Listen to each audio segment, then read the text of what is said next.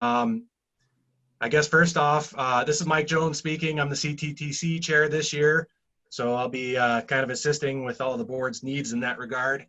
If you remember, about a month ago, we sent out a survey just asking folks if they prefer an online format or an in-person format, given what's going on in the world these days.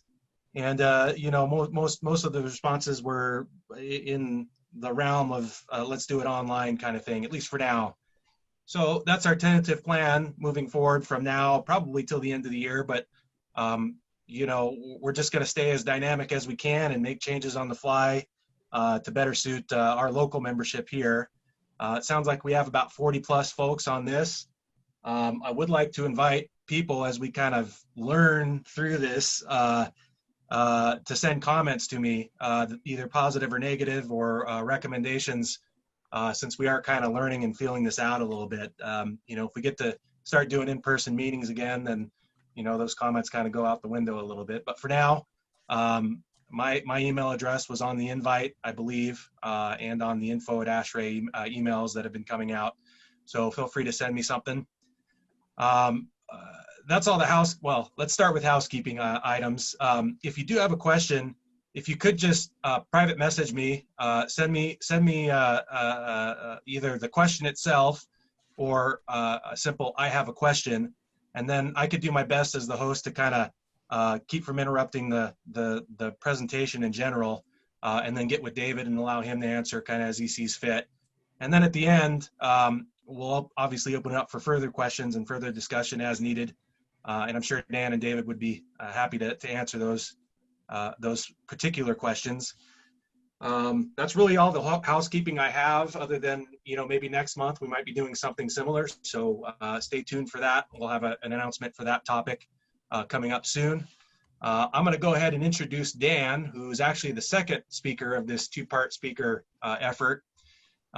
Dan works over at Norburn Equipment Company, and he actually was instrumental in setting this up and getting David here to help talk on this topic. And then, you know, Dan himself has actually taken upon himself to do a little bit of testing that he's going to talk about in this particular presentation coming up, second half. Dan's a licensed engineer. He's been practicing here in the state of Idaho for as long as I can remember. I think it's 12 plus years, and if I'm wrong, Dan, feel free to chime in. Mechanical design and consulting. He's a member of ISHRAE and ASHRAE and the Idaho chapter of ASHRAE, so he's very active in the engineering community.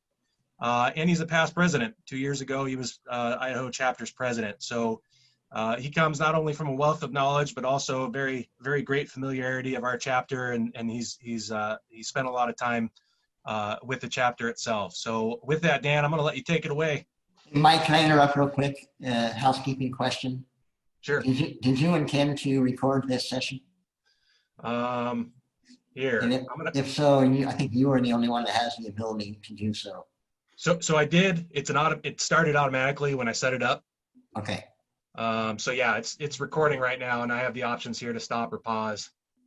But I might just let it rip if that's okay. Yep. Let me, Dan, before you get started, I forgot. Let me introduce our board this year, because this is a first meeting. So previously speaking there was Jerry Burstedt from Northwest CSI. He's this year's chapter president. So feel free to get in touch with him and talk to him about supporting the local chapter if you're interested. Also, you know, coming in next year is going to be Chris Paulo. He's president-elect. He works over at Idaho Power. He's going to be running the chapter next year. We also have Tom Simonek. He's the treasurer this year, working for Cascade. And then Tim Ross is our secretary. And we got a couple other board members, David Kirkham, Russ Pratt, and Dan Russell are on the board this year. So get familiar with those folks if you're looking to get active within the local chapter, or just say hello if you're new to the area. We'd love to welcome you. With that, thanks, Dan. Sure, thanks, Mike. Yeah, I wanted to just add, right now my role with ASHRAE is as the Region 9 Membership Promotion Vice Chair, RVC. And so my job is to promote ASHRAE membership and help chapters boost their membership. And so as a way of an update, you might could guess ASHRAE membership across the society is down because of COVID, people dropping off their membership. I know that we have a lot of people on the call today that are not members or our guests. And so if you like what you hear today, you want to be involved with a little more networking in the HVAC field here in Idaho, we'd love to have you join as a member. You can check out membership options at ashrae.org/join. There's my plug for membership. So yeah, ionization is our topic today. I'll be splitting time with our main speaker. But David Shirk is got a lot of history in the industry, over 38 years. He's worked for all the big boys and a lot of different sectors of the industry. I think it's pretty expansive. So please use the chat window, send your questions to Mike, put them to the test. That's your job today. I just recently met Dave. I actually heard him speak for the first time a couple years ago at an ASHRAE conference. Really great speaker at that time, and just recently came on board with Global Plasma Solutions as the Director of Business Development. So that's his current role. He's actively involved with ASHRAE as a DL, also on technical committees and other organizations like ASHI. And you can read the bio that was sent out for all. I don't want to spend too much time on that. I just want to let you hear from him. And take it away, Dave. Wonderful. Thank you so much, Dan, and to the local ASHRAE board, and greetings, ASHRAE Idaho chapter, and anywhere else you may be dialing in from today. I'm here in Denver, Colorado. I'm looking out the window right now. The rooftops are white. We had a blizzard last night. I can't believe it, but it happened. And I'm originally from Houston. This will be my first winter here. So I don't know. Interesting. Lots of weird things happening this year, none of which the least is having ASHRAE chapter meetings via webcast. If I understood correctly, this is your first one, and I'm honored to be a part of that. I have done dozens, if not hundreds, literally thousands of webcasts over the last 6 or 7 months, and I like it. Although I much more prefer being there in person. It's usually get a free chicken dinner and get to meet everybody, shake hands, have a margarita, whatever. I'm all for that. So hopefully next time I can come visit you in person. But with no further ado, we will launch into today's topic. I am going to be talking about the technology of needle-point bipolar ionization, and I'll get a little more specific on that in the next slide or two. But, I always start my presentation with this slide, and I did not pick this slide haphazardly. What you see here is a young lady sitting in a room, and that young lady could be your daughter, it could be your sister, it could be your significant other, it could be your mother, it could be anyone, it could be you, sitting in this room, holding your hand up to what appears in the air and a beam of sunlight coming through the window. And she's amazed at what that stuff is. She doesn't normally see that. And what that stuff is all the small stuff that's in the air that we do not see or know is there until we do one of a couple things. Number one, illuminate it with a sunbeam so we can see it, or some of that stuff is actually so small, the only way to know it's there is to count it.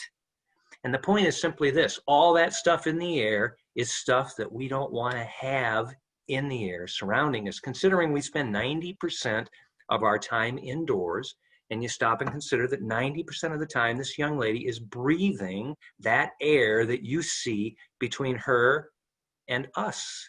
And the things in that air include things such as, all kinds of particulate and volatile organic compounds and smokes and allergens and viral particles and pathogens and things of that nature, some of which I'll discuss in the next few slides to follow. But at the end of the day, what we want to do is we want to create indoor environments where when the sunbeam comes in through the window, or where when I walk in with a particle counter, like Dan's going to talk about very shortly, that stuff's gone, or at least as much of it is gone as we can possibly get rid of, right? And at the end of the day, if there's harmful stuff in the air and we get rid of it and it's not there for me to breathe, it can't hurt me. And it's a very simple concept, and it's one that I will expand upon in the next few following slides. And this was an interesting quote that a friend of mine made to me, and I thought it was so profound that I made him say it about 8 times while I wrote it down, because I'm not a fast writer, even worse speller.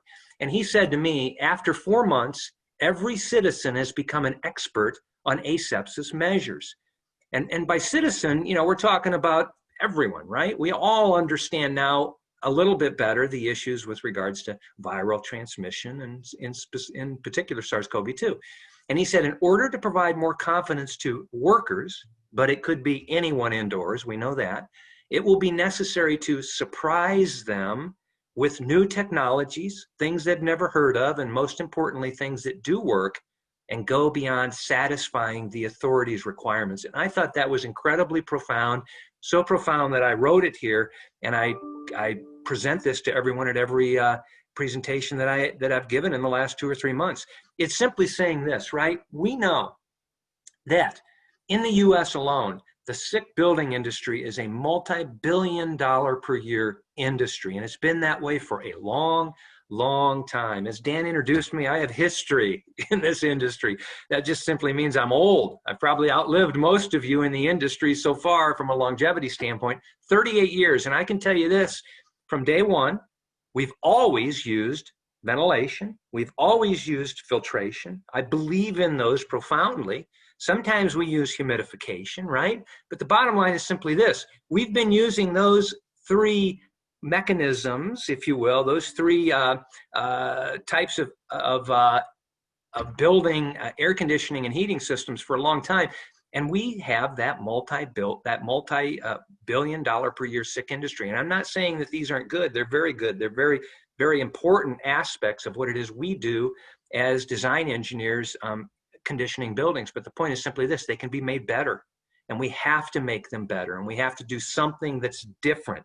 Because people that are engaging in buildings today and are a little bit nervous about walking through the door for the first time, know that we've been using these 3 things forever, and they haven't necessarily worked to the best of their ability. So what we want to do is incorporate things that make these even better. And I will talk about what that may be in some slides to follow as well. I do like to say I'm a true proponent, I'm an advocate of balancing the HVAC system approach. And by that, I mean incorporating the proper quantities of ventilation, both the amount of outdoor air I bring in that is supposedly fresh and that I use to dilute the space of pollutants, and the number of air changes required to make sure the ventilation rate efficiency is high enough to get the air circulated properly within the space, right? That's important. Filtration is important as well. The proper MERV rating for the proper application. Hopefully, as we move up here into the right-hand corner, you're incorporating some type of a humidification system. We know of late, in particular, that 40 to 60% relative humidity range indoors is considered to be optimum for us as human beings, not only from a standpoint of our well-being, and how comfortable we feel, but from a standpoint of our immune defense mechanisms and things of that nature. And it has a profound influence on viruses, virally transmitted organisms. Proper relative humidity has an effect on how infective that virus is and how long that virus lives. And again, that 40 to 60% sweet spot has been defined as optimum. So hopefully we're incorporating that. And then, in addition to those 3 things, as I talked about earlier, to make them more either independently or as a combination more effective, we can add advanced IEQ technologies to the system that help make it better. We bundle, we combine. And at the end of the day, what I like to do is try to create an HVAC system that contributes to what I call indoor social distancing. Indoor social distancing is simply maintaining our distance between ourselves and issues of harm inside buildings. Let me talk a little bit about what that is quickly. And I'm not going to beat this to death because I think we're all very aware of what the Center for Disease and Control, the CDC, and the World Healthcare Organization, WHO, have put forth to us as regards to their ideal mechanisms for airborne viral transmission. I have encapsulated both those examples in red on the left and the right. Take a look at the picture here. On the left-hand side, we have an possibly infectious individual who is coughing or sneezing or talking or breathing, expelling aerosols to the environment within close proximity of another individual that may become infected. We'll consider that a susceptible host. And if there are virion particles in those aerosols and that person on the left is close enough, comes in contact or inhales those aerosols, they can become infected, right? We all know that. I'm not going to beat on it, but the point is simply this. Take a look on the right. There's these other issues of concern that of late have not been talked about as much as they probably should have, and the CDC is beginning to recognize this finally, and we've known this happens with other virally transmitted viruses and diseases, and that's what's called those droplet nuclei. And those are those aerosols that we see being expelled that upon their meeting the humidity climate within the environment around them will immediately desiccate. They'll evaporate. They'll become very, very, very small based on the relative humidity of the space. And they can become so small, they will remain suspended in the indoor environment, I'm going to say it, indefinitely, for hours, for days, for weeks, for months. They literally can be that small. And just because those aerosols have desiccated to a very, very, very small size does not mean that they are not still infectious. In fact, they can be more infectious for up to about 16 hours from what has been proposed from the field through recent field studies that have shown SARS-CoV-2 viral material as an airborne droplet nuclei can remain suspended and infectious for up to 16 hours, all right? And the bottom line is, whether it's infectious or not, it's a small particle, it's in the air, it's something we probably shouldn't be breathing anyway. Let's do what we can to get those out of the space. That's where we come in, and that's what I call HVAC social distancing. I try to do what I can to create an influence over those small droplet nuclei and get them out of there and or inactivate them so that they're no longer an issue of concern for the people walking around in the space, breathing them.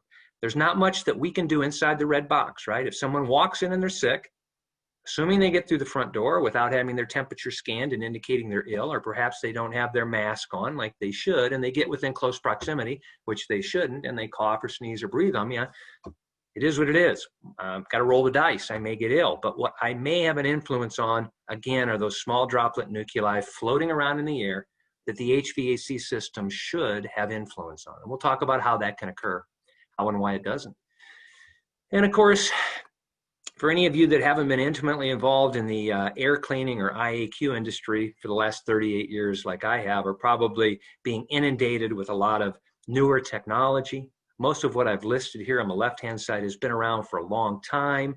Hopefully, we've all heard of induct and upper room UV or UVC lights and devices. There's Needle-Point Bipolar Ionization. That's a specific technology that makes bipolar ionization. I'll talk about that. There's corona discharge ion tubes and bipolar ion generators and photocatalytic oxidation and, oh my gosh, electrostatic precipitators and polarized media filters, all kinds of stuff out there, right? And it's really hard to, it'd take me 3 days to go through each of these and do a decent presentation on any of them. So we have pinpointed Needle-Point Bipolar Ionization. It'll give you a better overall idea of the bipolar air ionization industry in a whole. And moving forward, that's specifically what I'm going to talk about. But in the Q&A, if you've got questions on any of these others, feel free to ask. I've been involved in most, if not all, of these technologies over the past 38 years. And for every one of those technologies, there's 10 or 20 or 100 manufacturers that slap their label on it and take it to market, and it's very confusing. So, God bless you if you're trying to manipulate those waters right now.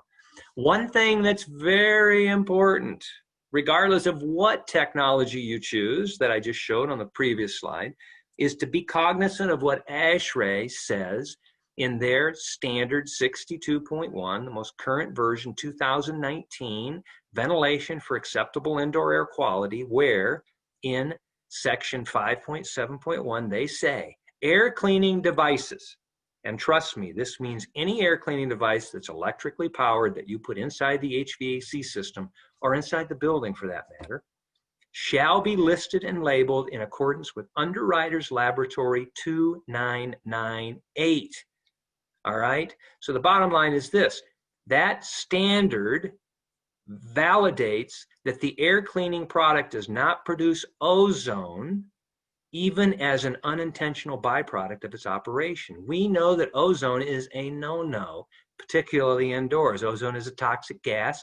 Ozone is a respiratory irritant. Ozone can interact with a lot of things and create a lot of other nasty things. And it's not something we want indoors when we're trying to create a healthier environment. And ASHRAE is so anxious about this phenomena when it comes to any electrically powered air cleaning device, UVC, PCO, bipolar air ionization, needle-point bipolar, whatever, anything that you plug in that's electrically powered, they're supposed to clean the air, cannot produce ozone.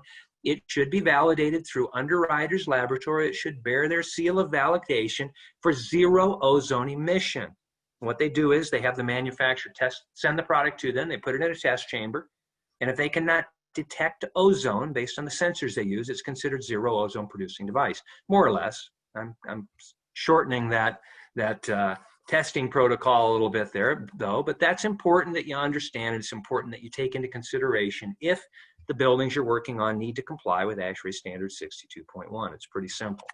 We'll talk more about that later. So let's talk about needle-point bipolar ionization, but let's just break it right down initially to ionization in general. All right, so what is an ion? An ion is simply an electrically charged molecule or an atom. It's a molecule or atom that has either gained, and I got to think about this for a minute, make sure I get it right. It's either gained an electron and is negative, or it's lost an electron and is positively charged. It's not neutral anymore. It's got a charge to it, positive or negative. And when ions are charged, they have an energy potential and they can do things. And we'll talk about what some of those things are that they can do in the slides to follow. But let's talk about where ions come from. In nature, they come from the environment. They come from all kinds of things, natural and artificial. Energy sources including radiation and cosmic radiation, radiation that occurs inside the Earth itself and is emitted to our environment, electric phenomena fields and weather phenomena and the movement of winds and waterfalls and plants and all kinds of things actually ionize the air surrounding them. And where the ion counts are the highest is where we would consider the air to be the cleanest. For example, at the edge of the ocean and the sand, or at the top of a mountain, or if you ever stand anywhere near a lightning storm where it's occurring, the ionization in the air is tremendously higher, quite a bit higher than it would be in urban environments. So for example, you can actually take a handheld ion counter. I've got one, I'll bet Dan does too. And you can go to these locations and you can measure the ions in ions per cubic centimeter. And cubic centimeter is a pretty darn small little size package of air. And at those locations where the air is the cleanest, you're going to see ion counts somewhere in the range of 2,000 to 5,000 ions per cubic centimeter. Nature puts them there to create an interaction in the air with the pollutants to help remediate them. Again, I'll show you how that works in a slide or two. But as we work our way inland to where the environments are more polluted, such as an urban environment, such as, for example, downtown Denver that I'm looking on right now, when I take my ion meter from the top of Mount Evans and I'm counting 5,000 ions per cubic centimeter, in downtown Denver, I'm counting maybe 500 ions per cubic centimeter. So an order of magnitude less. And what's happened is as they've worked their way inland to where we have polluted our urban environments, the ions are desiccated or they're depleted as they work their way inland and have their interaction with the pollutants on the air. When I walk inside a commercial building, for example, where the air is even more polluted than it is outside on the street, the ion counts may be as low as 1 to 200 ions per cubic centimeter. And this can be very easily verified for any application that you're interested in. And all we're doing with needle-point bipolar air ionization or anyone else's bipolar ionization device is simply imparting an artificial charge of both positive and negative bipolar ionization to the airstream indoors so that it more closely replicates the ion count outdoors where the air is cleaner.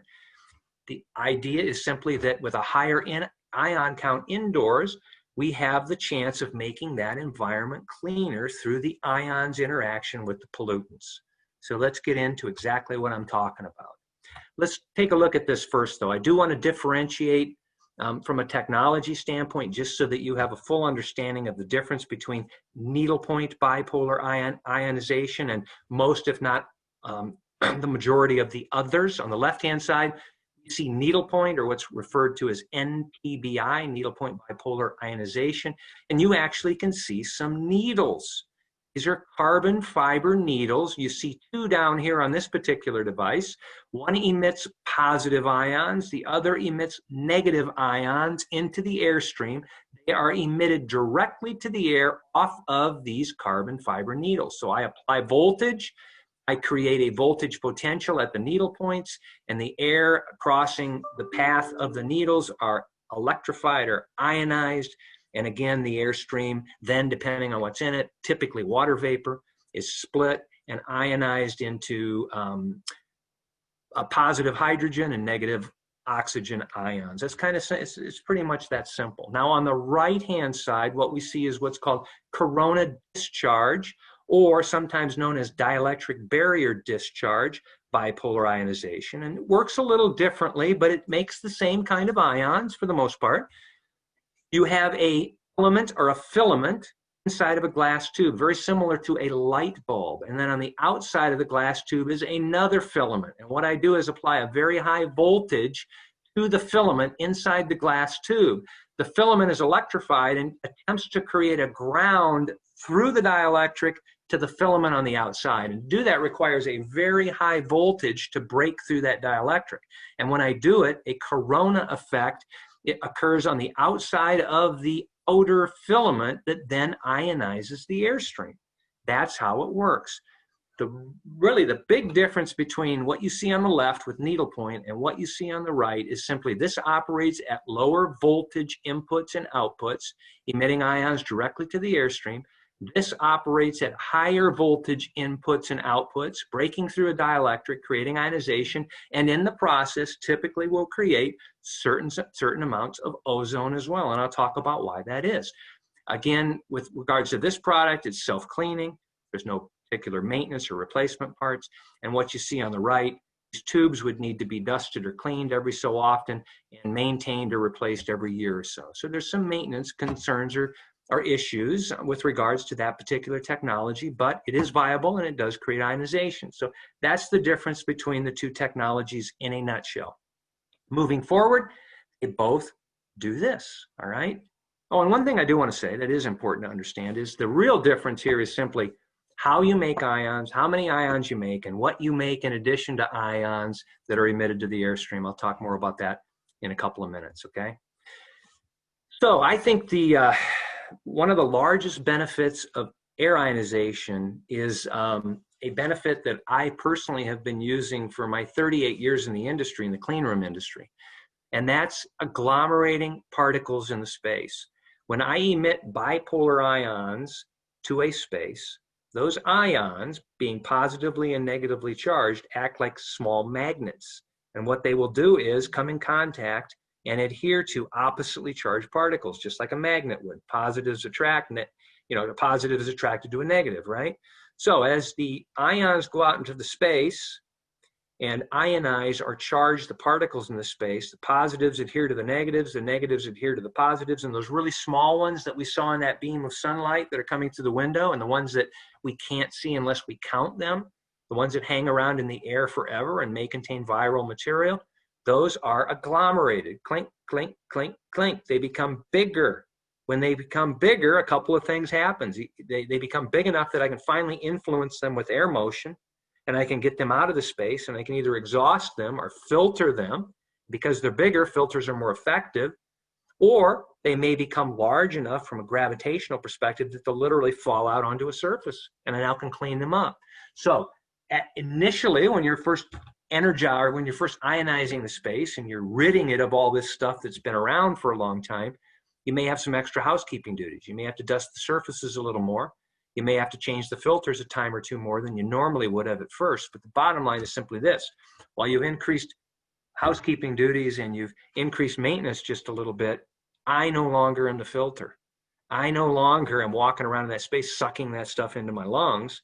And regardless of what it is, I don't want those fine particles of any type, even if particularly if they have viral material as a part of it. I don't want those in my lungs. So I get them out of the space once and for all. And at the end of the day, that's what we want to do. It's so interesting and so profound from a standpoint of what it can do. There's actually been studies that have been done on how ionization of the air increases the efficiency of face filters or face masks, right? And there's studies that have been done that show a profound increase in the efficiency of an N95 or an R95 type face respirator in environments that have been ionized. Again, the particles are bigger and the masks can be more effective at extracting them. And when you stop and think about the efficiency of the masks that we as the public are wearing in buildings today or even outside, what are the efficiencies on those? 5%, 10% maybe? Anything I can do to make those more efficient is definitely a mechanism of creating HVAC social distancing within the space. I'm trying to keep the people that are wearing the face mask farther away from the stuff in the air, and if I can extract it easier, it may be less of an issue of concern for those in the space. And it's exact, yes. This is Mike Jones. There's a question here that I think we might get too far off of it, but Brad, you want to go ahead and he's got a couple questions for you. Sure. All right. Please. Sure. Yeah, my first question was, do the different technologies, which you just covered, produce different densities of ions? Love it. Here we go. Okay. No. Okay, I'm gonna make sure I explain this properly and as efficiently as humanly possible without getting off track. An ion is an ion, period. The ions I produce are no more similar or dissimilar than the ions anyone else produces. And an ion has a half-life, if you will, of about 60 seconds. So once I produce it at the device, I've got about 60 seconds for it to get from the device, perhaps through ductwork, into the space, mix with the air, and do what it is it does, which I'm going to show you shortly. Where the difference occurs in ion densities or ion half-lives is when a device is producing ozone. Ozone has an extended half-life, right? So whereas an ionized hydrogen or oxygen atom will survive approximately 60 seconds before it's dissipated or depleted in doing what it does to clean the environment, an ozone ion will hang around a long time. So there are some that will say we have longer half-life ions than you do, and I simply say, well, that's because you're producing ozone. It's that simple. Does that answer the question?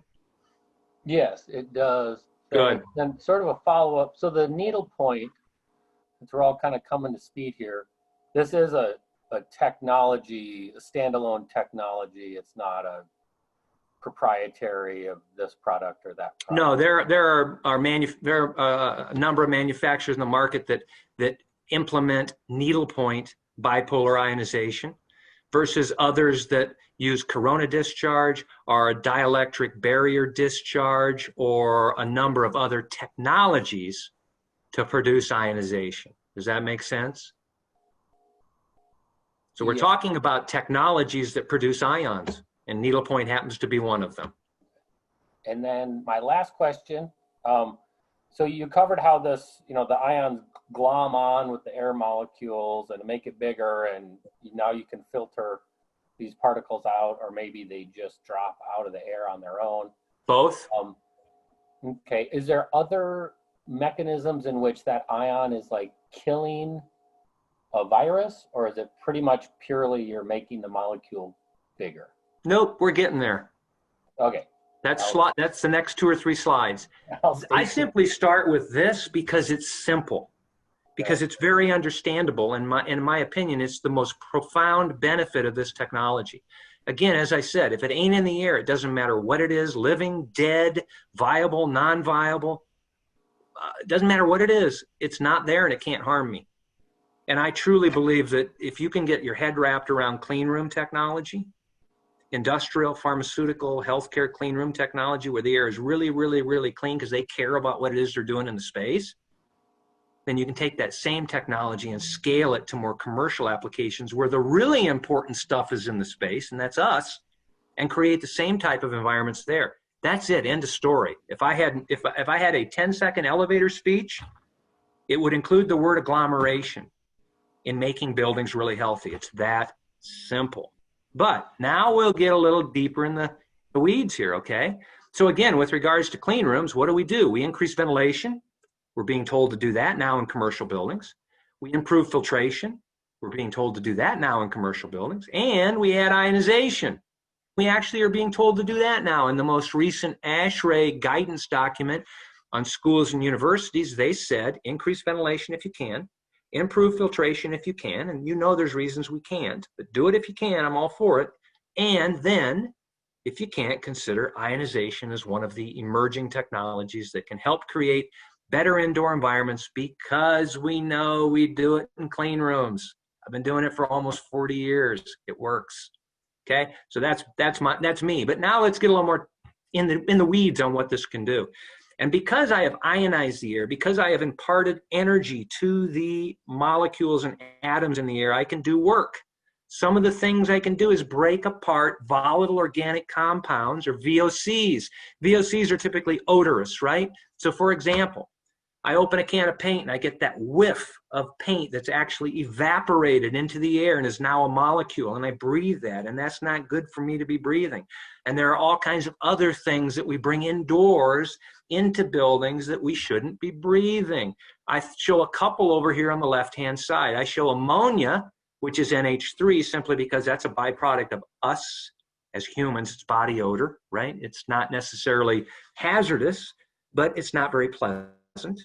It's an odor of concern, right? And I've also shown formaldehyde, CH2O, which is not only odorous to an extent, but carcinogenic as well. And we know that formaldehyde appears in many building materials, typically glues and resins and adhesives and polymers and all kinds of stuff like that. So what do? We build these fancy buildings, we build them tight, we bring in all this stuff that off-gases and pollutes, and then we bring it outdoor to flush it. Doesn't make a lot of sense, to me anyway. What if I can install a technology that through ionization and the ability of charged particles to covalently bond and pull apart molecules, what if I use that technology to my advantage to do exactly that? So what I can do with needle-point bipolar ionization, again, because I'm imparting the ions directly to the airstream and I can use a lower energy source, I impart a charge to the air of 12 electron volts, 12 eV, no more. There's a reason for that, and I'll tell you why in just a minute. But I can take an ammonia molecule, which has an electron volt potential of 10.07, or I can take a formaldehyde molecule, which has an electron volt potential down here somewhere. I got it covered up. I can't see it, of 10.88. And again, through the energy capabilities and the covalent bonding characteristics of ions, I pull them apart. And I take NH3 and I break it down into hydrogen and nitrogen, its individual constituents or elements, and I allow it to regroup in the atmosphere, perhaps as nitrogen gas or H2O. You know, they're molecules that are already prevalent in the atmosphere and more desirable than what I started with for sure. Or I can take a formaldehyde molecule, CH2O, and break it down into carbon dioxide and water vapor. But what's really important is, because I do not operate any higher in electron volt potential or energy input of 12, I do not oxidize oxygen down here at the bottom, which has an electron volt potential of 12.07. Because if I oxidize oxygen, guess what I do? I create O3. O3 is ozone. And that's why there are many manufacturers of many various products, and ASHRAE says be careful, that actually ionize or oxidize oxygen and create ozone as a byproduct. Can't do that. This technology doesn't. Pretty simple. But again, because these ions are multifaceted, they like to show off, there's other things I can do with their energy potential. For example, I can take those ions, I can surround a living pathogen, such as a bacteria or mold spore. I can do it in the air, I can do it on a surface. And through that covalent bonding characteristic, I can extract the hydrogen molecule from that pathogen and render it incapable of reproducing, which basically renders it a non-issue, right? This technology installed upstream of cooling coils can help keep a cooling coil completely free of biological growth, mold, mildew, fungus, whatever it might be, and keep the fan clean and keep the ductwork clean, and then enter the space and intermix with bacteria and mold spores of concern within the air itself. So it can not only actively treat the HVAC system and keep it clean, but it can actively treat the space air and clean it and keep it clean as well. But that's not all. In similar fashion to what I do on a living pathogen, I can do to a virus, which is non-living. Viruses need to find a susceptible host to attach themselves to. And when they do that, they can infect our cells, and they can either make us sick or they can kill us. And that's exactly what SARS-CoV-2 and a list of many other types of viruses do to us. Through that clustering or that surrounding of the lipid membrane surface of that virus, I can extract the hydrogen molecule. I can put a fission or a hole in that viral material itself, and I can disrupt its internal RNA. In the case of SARS-CoV-2, it's an RNA material. And I can disrupt that so that it is no longer infective. All right, and there's a list of many viruses and pathogens of concern that bipolar air ionization has been found to be effective at killing under laboratory conditions in a test chamber.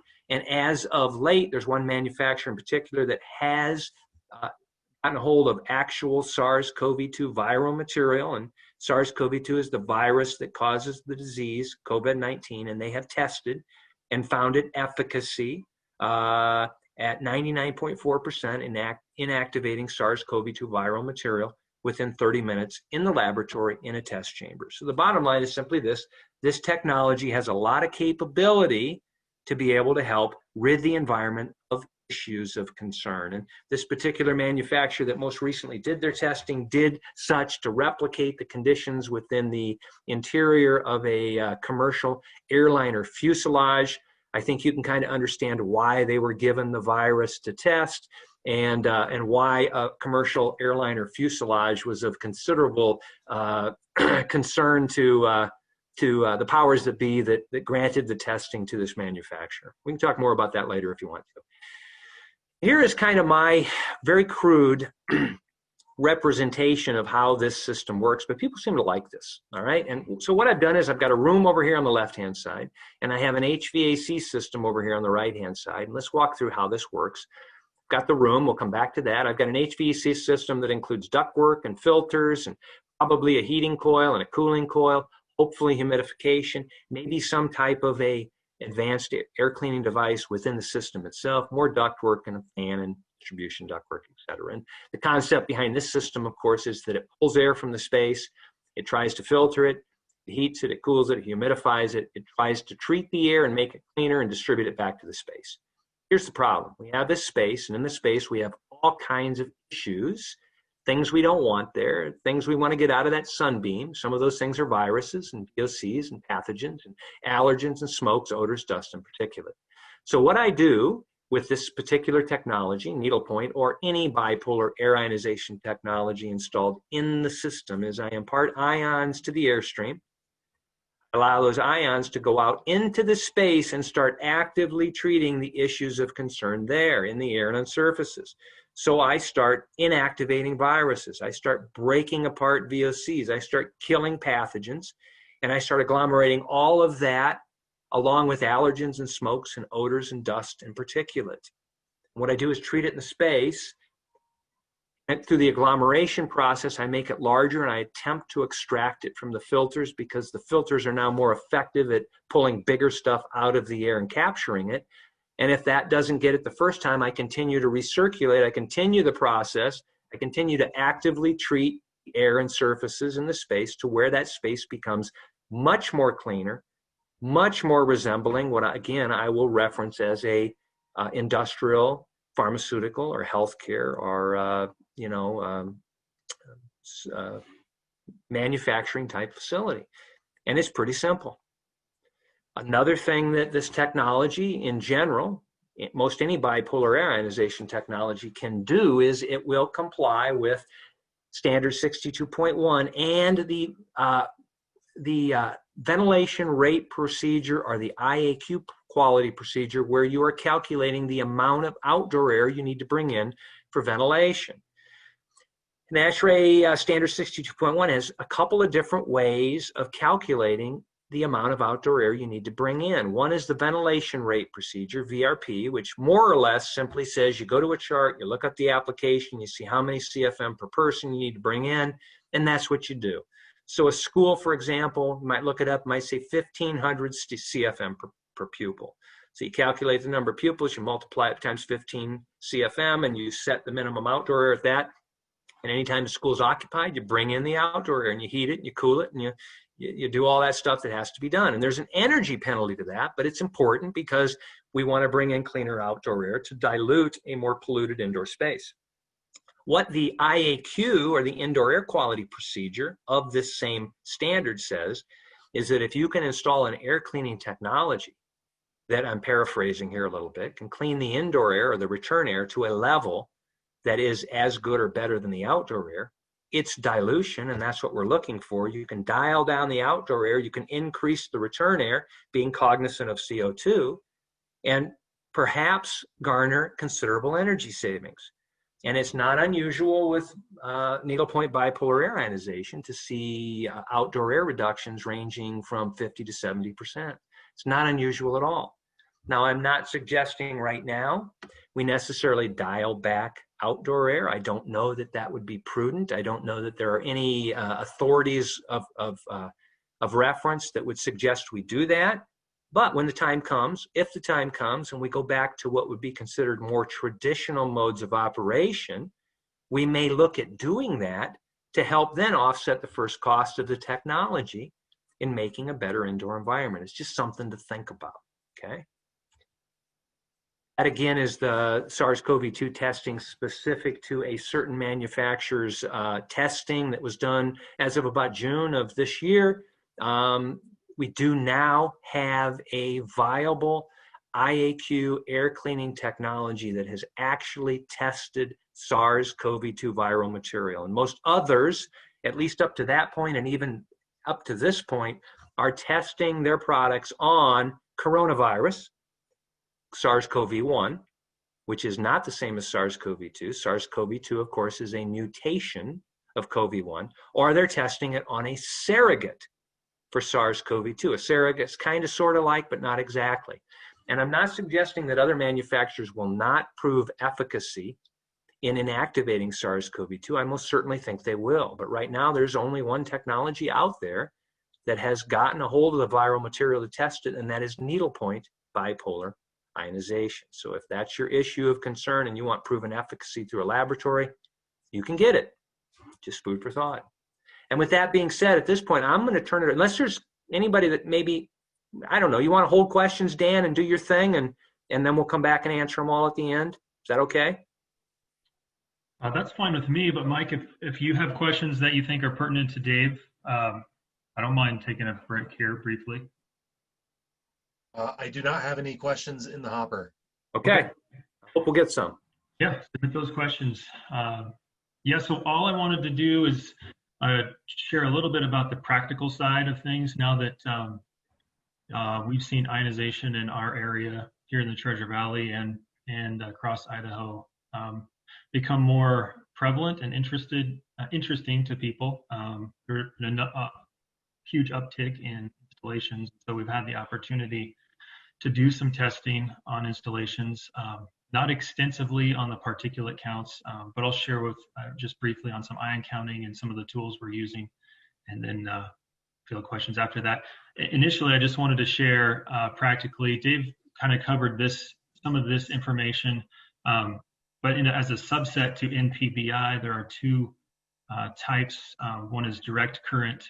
That's similar to the slide Dave showed, where you've got two needle clusters. One's doing positive ions, one's doing negative ions. There's another version using alternating current, where each needle cluster is using alternating current. So you're getting positive and negative ions continuously out of each needle cluster. So just different modes of operation there. Some needle-point uses stainless steel needles. These ones you see here are carbon fibers. Hey, Dan? Yes. Are you meaning to share your screen, or are you going off of David's? Because I still I'm see going off of David's. David's. Okay, I see a black screen right now. I don't know if everyone else. Oh my. I don't know what do you see now? Just a black screen. Okay, I'm going to stop sharing and share again. Something happened. Hopefully you saw mine up to the end. Bear with me. Let me share again and see if I can bring this back up. I'm getting a lot of people telling me it was just me, but now I see it, so maybe it was just me. Either way. Okay, hold on. Let me get back in here. Okay, there we go. Are we good? Good on my end. Okay, Yep. let's do it. Okay. Yeah, so I was just saying there is, metal needles versus carbon fiber. The carbon fibers have been shown to hold up with better longevity. That's all I think I'll say about this slide, so you can the next one. And then just to show practical installations of how you might get ionization into an existing HVAC system. There are duct-mounted devices you can see on the left and the right, upper right. The middle is showing kind of a ribbon-style NPBI that's being applied to a ductless split system. So even if you just have mini splits with no ductwork, you can get ionization into those devices as well. Look at the next one. I think we're looking at RTUs, kind of packaged units, water source heat pumps, fan coil units, VAVs, and VRF cassettes. You can get devices that will fit within all of those types of equipment. So one of the unique things about NPBI that I've found is there's a lot of ways to get them into almost any HVAC system without a lot of work. That one on the upper left was installed in about 5 minutes, minus a little bit of effort on the wiring.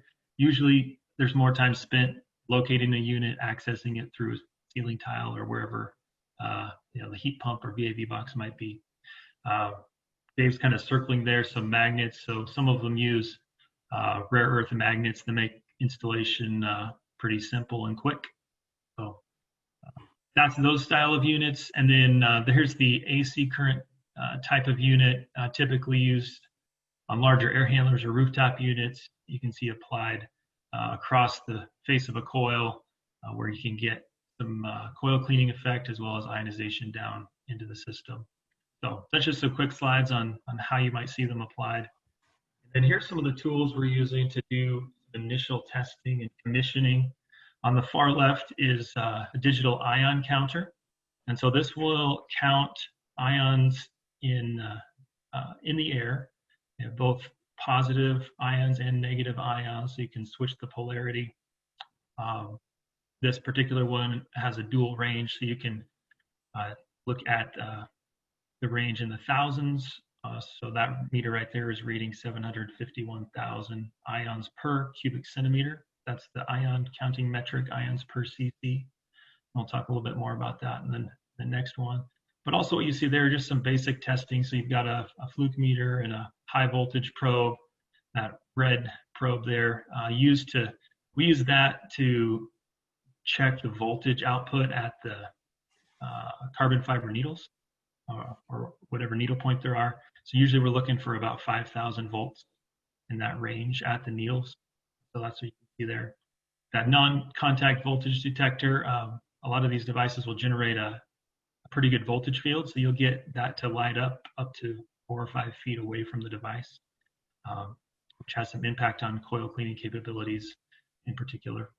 And then the other device is a new one that we've just started using. So we don't have a lot of test data compiled from it yet, but this is a particle counter, handheld version.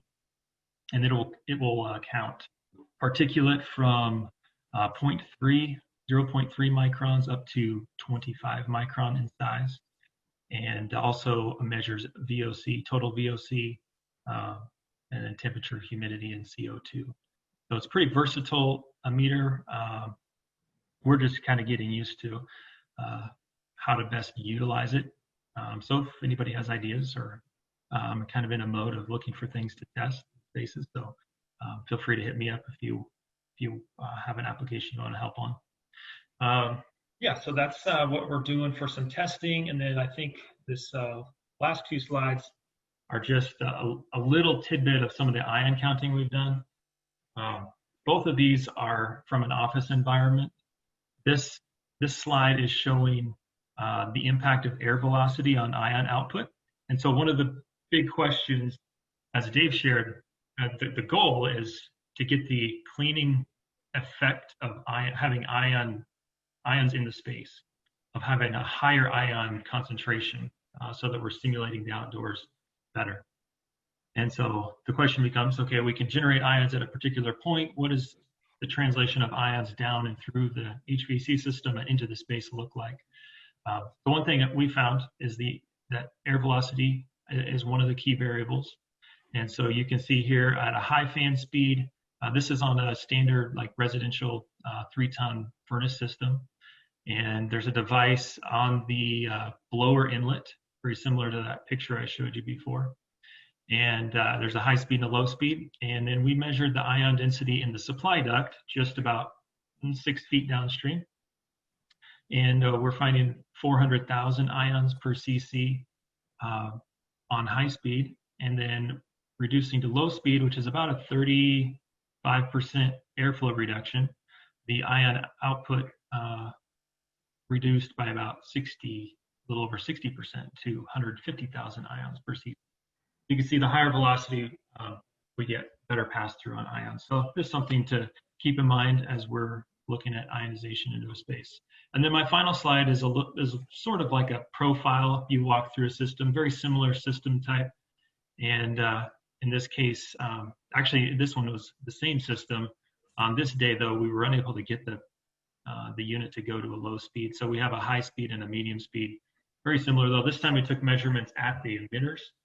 So kind of take you from left to right through the system. At the emitters, we're getting about 220 million ions per cc. That's combined positive and negative ion, compared to about 170 million on the medium fan speed. And then as we translate down through the duct, at a similar point as referred to before, about 6 feet down after the blower, the indirect heat exchanger and the DX cooling coil, getting about 600, 1,000 and 500,000 ions respectively at that point in the supply duct. And then out at the supply diffuser, not too far away, about 30 feet down, a couple elbows and through a sidewall diffuser, we're seeing a combined value of around 200 to 150,000 ions per cc at the diffuser. And then the particular room we're looking at is a fairly large room, open, 18-foot square, tall space. And so you can imagine as you deliver a defined concentration from a single point like 2 sidewall grills, and those ions expand into the larger volume, you're going to see a reduction in ion density or concentration. And in this case, we're seeing about 6,000 combined ions per cc on the higher fan speed and 3,000 ions per cc at the minimum fan speed. And so those are the kind of the key targets we're looking for is trying to get that space level ionization, because that's what our target is, to get air cleaning with the ions. And a lot of testing that's been done in the past on pathogens has been performed at 1,500 ions per cc. And so for a lot of people, that is a minimum target. We're seeing potential to get better, but it's fairly simple. We're trying to get as many ions in the space as we can within the budget and for whatever's feasible within the existing system. If you need more ions than what you're getting, the 2 basic solutions are add more ion generators or move them closer to the space.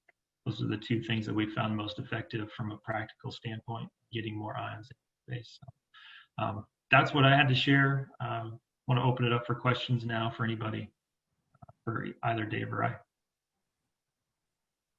So Dan, there was a couple chat questions. I'm going to let Brian go ahead and ask his questions just out loud. If you're out there, Brian, he has 4 for David, and then we'll move on to Damon and then Randy. So can you hear me? Yes. Yes. So with needlepoint ionization, are you splitting a water molecule into an OH negative hydroxyl and then a positive H plus ion? So I'm splitting H2O into positive hydrogen and negative oxygen. So O and H. Okay. And when Dan was talking about targets at 1500, I assume he's adding the positive and negative count, right? Yes, that's right, combined.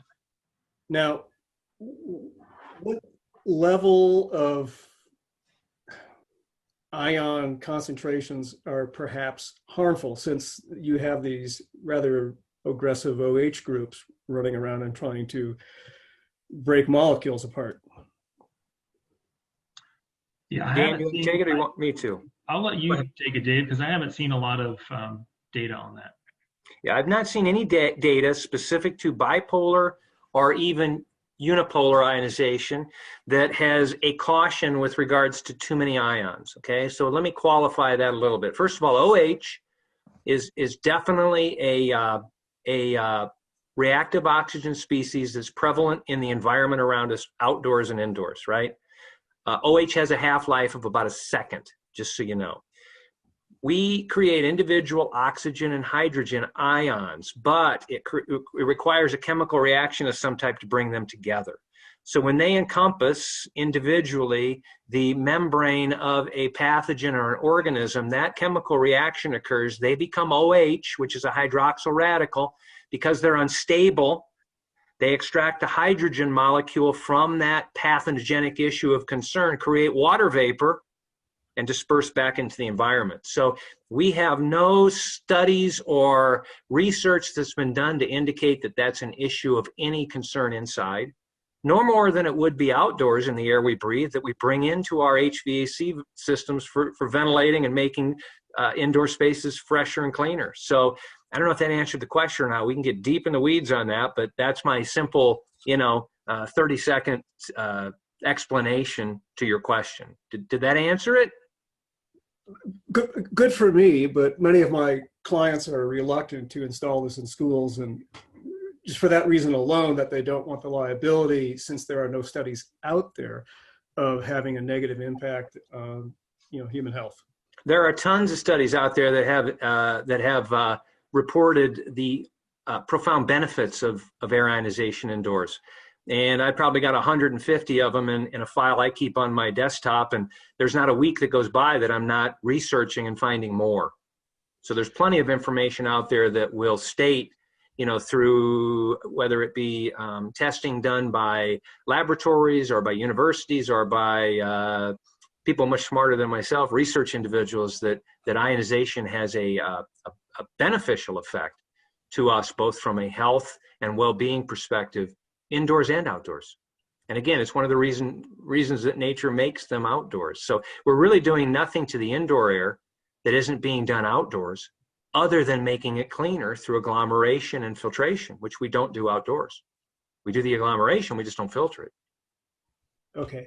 And a couple more quickies. I've been doing a lot of ion testing the last couple of weeks, 13 different HVAC systems in 4 different buildings. So what I'm seeing is a lot of variability in ion counts. Are ions negative better than the positive ions, or what's the relative benefit of the positive versus negative ion count? Okay. Well, good question. Let me start by saying this. Understand that what you're measuring, if you're using a handheld ion counter in the space, is residual ions. It's what's left over after the ions that have been emitted have done what it is they do to the stuff in the air. Okay, so understand that. So just because you have let's say your target, I never suggest what the ion count should be indoors, simply because I don't know how polluted the indoor environment is. I don't know how far the ions will be desiccated or depleted before I actually have a chance to measure them. So I simply say this: I want to try to get the ion count indoors more consistent with what the ion count is outdoors, where the air is the cleanest. That's it. That's my target. Okay. So that being said, I forgot what your question was. I answered that part of it, but that wasn't your question. Just repeat it real quickly one more time, and then I'll hit it. Yeah, so in some cases, I'm seeing really high negative counts. In some cases, I'm seeing higher positive counts. And I was wondering with the relative benefit of having a relative benefit of negative versus positive ions. Yeah. Typically, positive ionization is more attributed to pollutants in the air. For some reason, pollutants in the air seem to carry more of a positive charge than they do a negative charge. Therefore, positively charged ions sometimes get a bad rap, okay? It's not necessarily whether they're positive or negative, it's that the pollutants seem to be more heavily oriented towards a positive charge.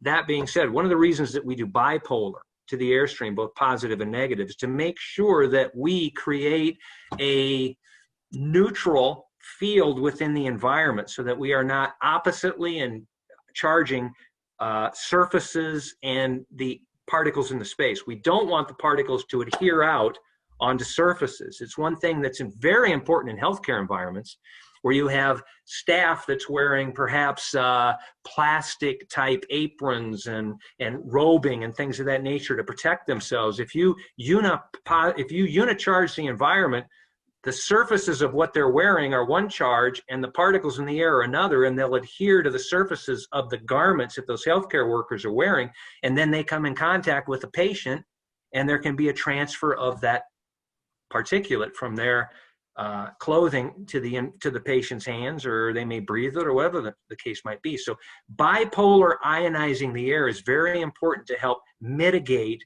those issues with oppositely charged surfaces and particles. I kind of butchered that, but does that make sense? That's very helpful. Thank you. Okay. One last question on indoor air quality in particular smoke, since we're dealing with that on an annual basis with all the forest fires going off in the West.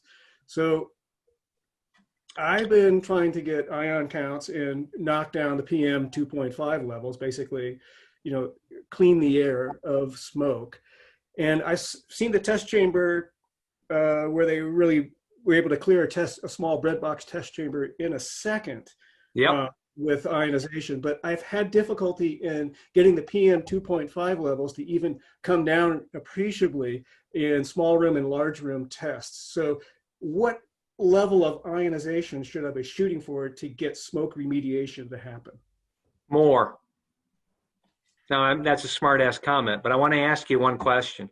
When you're taking your counts, how long have you allowed the ionization to be implemented, turned on, and circulated in the space before you go in and measure? I'll be, for a baseline, I'll let it run overnight, and then hit the ionization and let it run for an hour. It's going to take you 2 or 3 days. Okay. It's going to take you 2 or 3 days to start clearing that stuff. That environment is so heavily polluted. You understand, in that little test chamber, you've probably got an ionization density of 100,000 ions per cubic centimeter. That's why it zaps it like that, right? But it's intensity and time, just like with UV, that creates dose. So what I have to do in larger environments is I have to circulate. I have to get the intensity or the dosage of the ions up over time so that they can start doing what it is they do in agglomerating. I would bet if you took your initial ion count on day 1 and went back on day 3 or 4, you'd see a considerable depreciation, as long as you can keep the fire burning that long. and here in Denver, it's been a month. Jeez, it's just terrible. So that's the deal. That's how you do it in casinos. That's how we do it all the time. We turn it on, we let it run and run and run and run, and then zoom, and then it's no longer an issue of concern. We've got that environment and the surfaces and everything else up to a point where, the ionization can be effective at finally getting the stuff out and remediating then what is continued to be emitted to the space.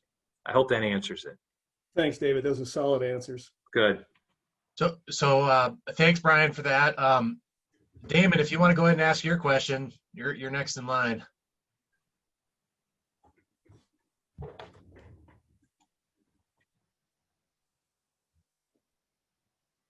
Damon Woods, are you still? You may be on mute. Let's see. Dang, I wanted to hear it. Yeah, he may have dropped off, actually. Okay.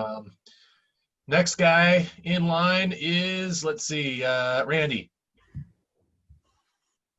That wasn't actually me. I think it's somebody else that I accidentally sent the wrong link out. So somebody joined using that link, which I think somehow said it was me. So I'll ask the question then. Is there any guidance for where these NPBI should or should not be installed within a system for optimum efficiency, considering limited ion half-life, etc., like maximum duct length away from the space or similar? Dan, you want to start on that? Sure. Yeah, that's kind of where I ended there on my part. As close as possible to the space is what we found if we're concerned about space ionization. And so that some of that is just travel error, but it's hard to say a specific duct length because it depends on how much generation we're putting in the duct. There's some cost benefit analysis to do there between like terminal devices that fit well in terminal boxes, for instance, or versus the kind that would fit up in the air handler. And so in general, though, closer to the space, if we can get it there, is better because we're going to lose less between point A and point B. I'll say this, you know, and it's been a while since I ran the calcs, but I think I remember when you get old, you don't remember things like you used to. But at a duct velocity of about 1,500 feet per minute, you'll travel 100 feet of ductwork in 4 seconds, thereabouts. Somebody can do the math, make sure I'm right. You got 60 seconds. It takes a boatload of ductwork to not get them from the generator inside the HVAC system to the space. 100, 200, 300 feet of ductwork, not a big deal. But to Dan's point, closer to the space is better. You will definitely have higher ionization counts with a DM48 located right at the register than you will with a system that's 250, 300 feet back in the ductwork at the coil, because I'm cleaning the coil and I'm depleting some ions in that process. And then I'm cleaning the fan and then I'm cleaning the ductwork. And, you know, they'll impinge upon one another and they'll clean in the air as they work their way to the space. So the ion counts, needless to say, may be a little bit less in that situation than they would be with the device right at the discharge of the space itself. But we're successful in doing it a multitude of different ways. And it's important you call Dan and talk to him. Say, if you're interested in applying it, you know, hey, Dan, here's what I got. What do you think? And he'll lead you down the right path. What else? Okay, so Damon is having some microphone issues, so I'm going to ask his question for him. What is the energy penalty for using NPBI? And is there a rule of thumb for watts per CFM? And how does this compare to the energy required for UVGI? You want to do it, Dan? Or I can, It doesn't matter. Yeah, Damon's got the energy question. Yeah, he's the energy guy. But one of the great things about NPBI is the low energy draw. Most of these devices are 15 watts or less. And so you can do up to, for an air handler system, you can do up to 80,000 CFM on a 15 watt power supply.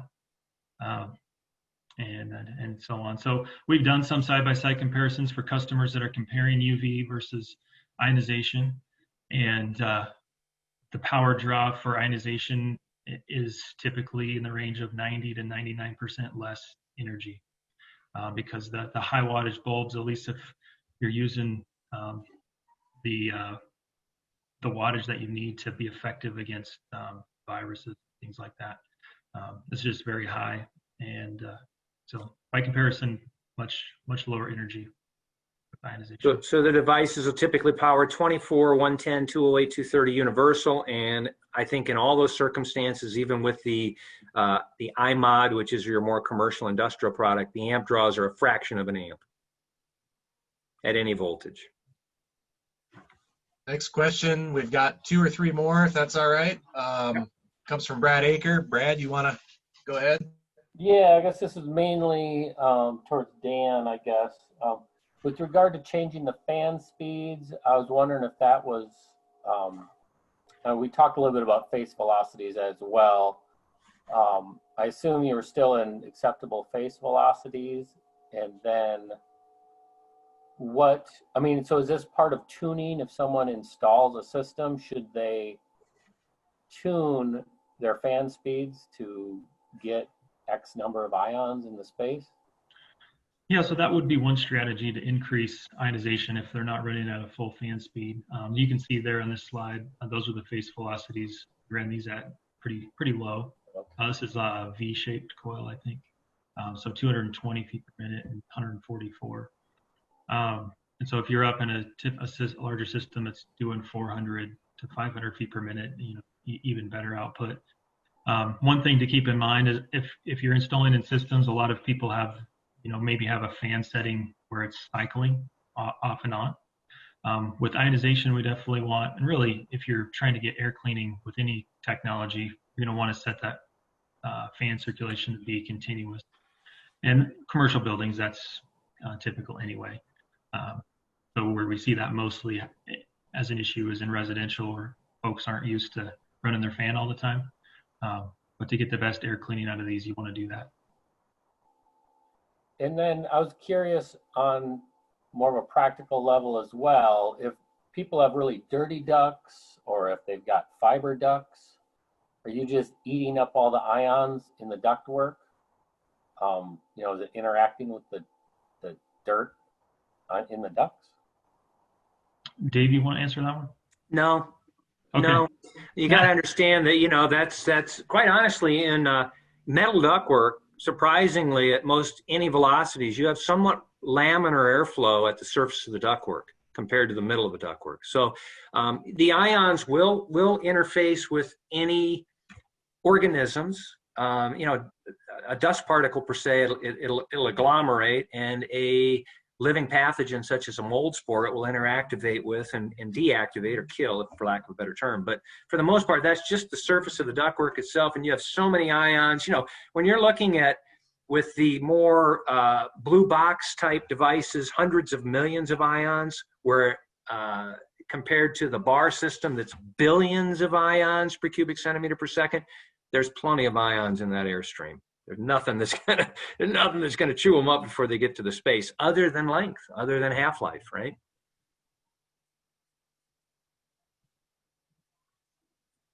Thank you very much.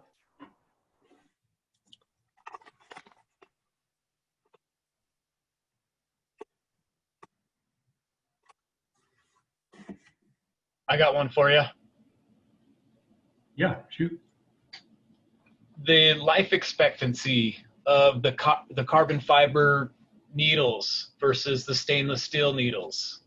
These units that you're installing, basically it's an install and you're done, right? Virtually you don't have any maintenance on them other than changing the filters, right? So when these, these needle points start to break down, how long do they last, basically? You want me to hit that, Dan? Sure. The lifetime of the unit.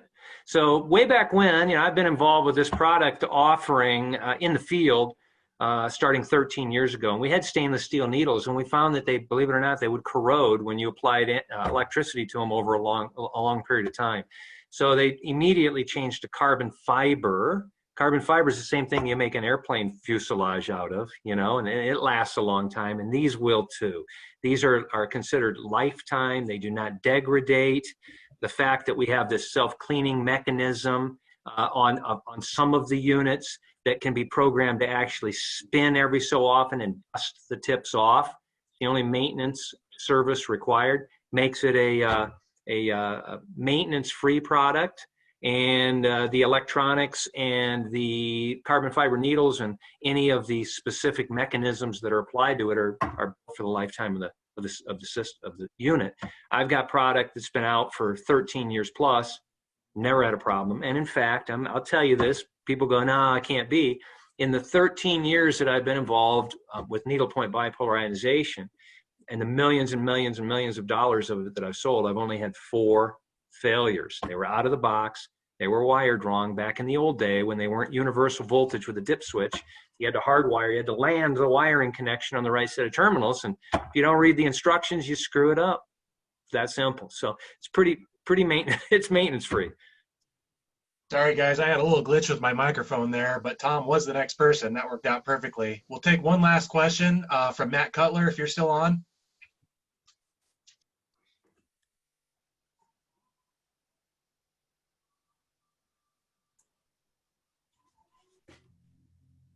No, I think he jumped off from what I can tell. So I'm going to go ahead and conclude that since we've had a lot of great questions and we've lost about half of our participants. So I think that's a good stopping point.